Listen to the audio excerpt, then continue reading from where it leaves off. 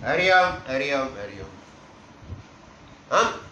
हम जब साधनाओं करते हैं, हमने गुरु दीक्षा ले लिया, गुरु मंत्र का अनुष्ठान पूर्ण किया न, हम जो कोई साधना में बैठते, भूतनी डाकनी जीन वेता या कुल देवता की या कोई 10 महाविद्या में कोई भी या कोई उच्च कोटि की साधनाओं में हमने एक अनुष्ठान किया, 2 अनुष्ठान किया, 3 अनुष्ठान किया, हमको सफलता नहीं मिलती है। हमने गुरुजी ने मंत्र दिया, पूजा पाठ सिखाया, नियम तीनों चाहिए, पूजा पाठ भी चाहिए, मंत्र भी चाहिए और हमारा नियम भी चाहिए, तो हमको सफलता नहीं मिलती। जब हमको सफलता नहीं मिलती तब मेरे मन के अंदर अलग अलग प्रकार के प्रश्न घूमेगा। जब लोग कहते हैं कि माला, सिद्ध माला चाहिए, यंत्र, प्राण प्रतिष्ठा यंत्र चाहिए, एक जड़ी चाहिए, ये वस्तु चाहिए सिद्ध, इसलिए किसी के पास जाएंगे तो कहेगा इतने की माला होगी, सिद्ध माला, इतने का अंतर होगा, 1100, 2100, 3100, 2500 माला का लगेगा। माला हकीकत आती है 100, 150, 200 रुपये में, 1100, 2100 ले लेगा। प्राण प्रतिष्ठा यंत्र चाहिए, पर मैं तो वही कह रहा हूँ, और जो सफलता हुई है सब एक ही कह रहा है। जब हम साबरी मंत्र की साधना करते हैं तो अंदर पूजा में बहुत वस्तु की जरूरत नहीं पड़ती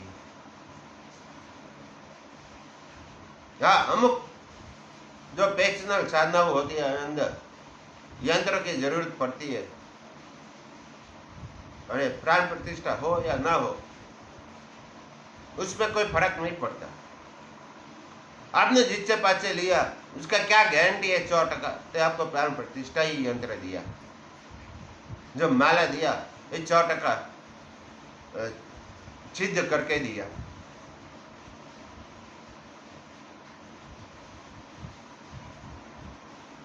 आज मैं आपका विधि विधान बता रहा हूं माला सिद्ध करने का।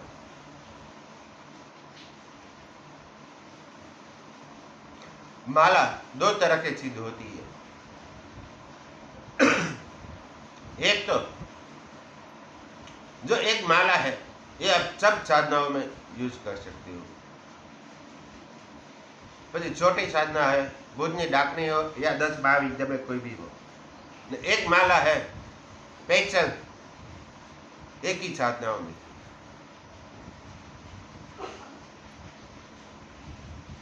तो दोनों माला कैसे सिद्ध हो सकती है वो मैं बता दूं। उसके लिए चाहिए एक माला, ये माला ऐसी, પછી रुद्राक्ष की हो, मुंड माला हो, काला हकीक की माला हो, फटिक की माला हो, मोती की माला हो या कोई भी माला हो, जो सिद्ध करना है तो पहले माला लाना। वो माला 24 घंटा पंचामृत के अंदर या गौमूत्र के अंदर डिबो के रख देना अंदर, कम से कम 24 घंटा। 24 घंटे के बाद जब सोमवार पड़ रहा हो, तो सोमवार के दिन जो अमावस, पूनम, 11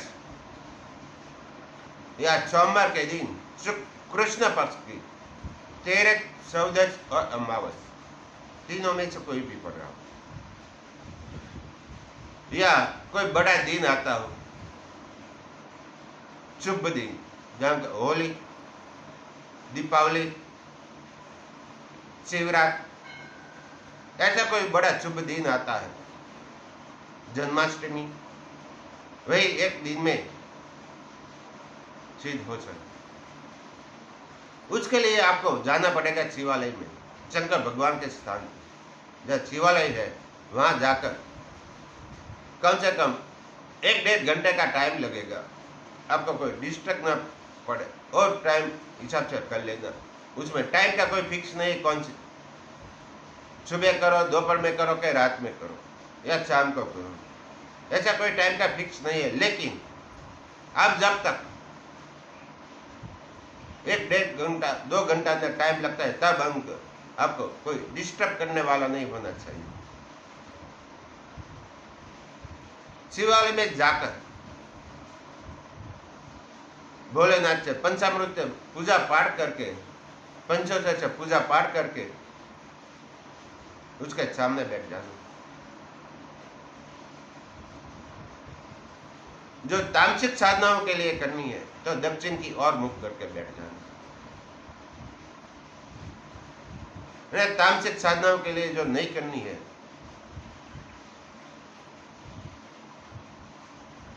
और है माता लक्ष्मी, माता सरस्वती या मीठा भोजन के लिए जो साधनाओं करनी है आपको, तो पूरब की ओर मुख करके बैठ जाना है। जो पूरब की ओर मुख करो तो सफेद कपड़ा, सफेद आसन और सर पे सफेद कपड़ा। न तामसिक के लिए करनी है तो काला कपड़ा, काला आसन, सर पे काला कपड़ा।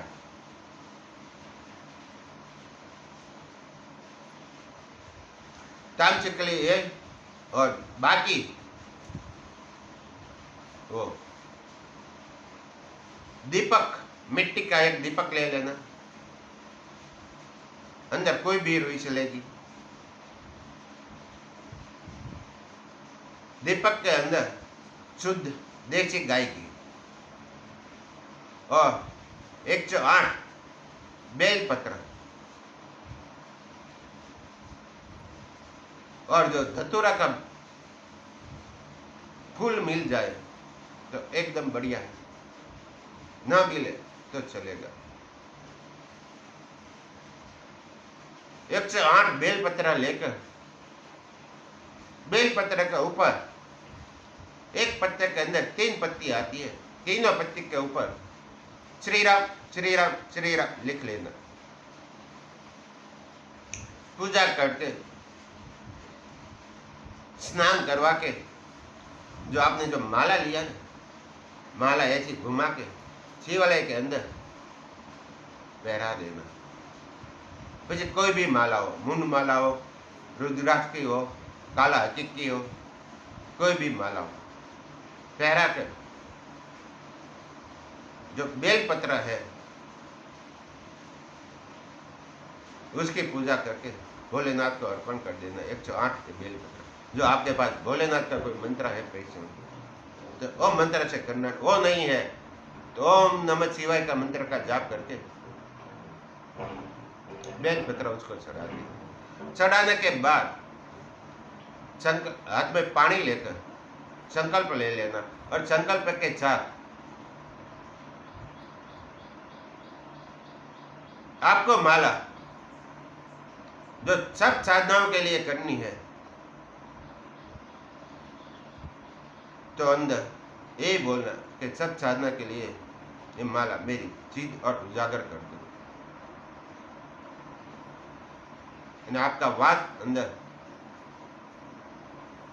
पूर्ण करो, ऐसा बोल। ने जो पेचल साधना करनी है कोई एक शक्ति की, कोई भूतनी डाकनी हो, जिन बेताल हो या कोई महाविद्या की, तो एक शक्ति की साधना है तो उसको आदेश देना भोलेनाथ को कि मैं एक शक्ति ये देव की साधना कर रहा हूँ, तो उसको आदेश दो कि मेरी माला के अंदर उसकी ऊर्जा रूपांतर हो जाए। ऐसा बोल के पानी भोलेनाथ के चरणों में रख के आपके पास जो गुरु है तो गुरु मंत्र का जाप करो, और बाद में गणपति मंत्र का जाप करो। बैठिए, आपका बाद में आपका कुल देवता, इष्ट देवता माता पार्वती का आह्वान करके, रामचंद्र भगवान का आह्वान करके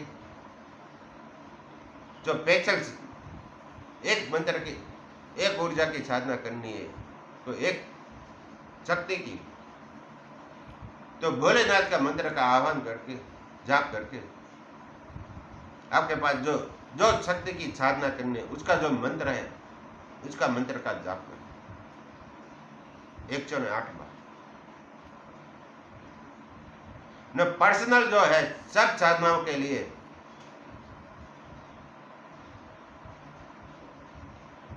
तो 11 माला ओम नमः शिवाय मंत्र का जाप करो।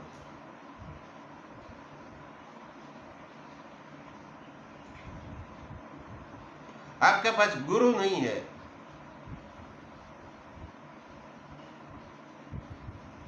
तो आपका जो कुल देवता है उसका आह्वान करके ये जाप छोड़। वहां भोग प्रसाद में गाय माता का बना हुआ दूध की खीर बनाकर अंदर थोड़ा घी डाल देना, और एक भोलेनाथ का जो प्रिय फल है, हम गुजरात में उसको रंभा फल कहते हैं, जो केला का भोग प्रसाद लगा देना, थोड़ा मीठा भोग प्रसाद लगा देना, पंच मेवा का लगा देना, कोई मिठाई लगा देना।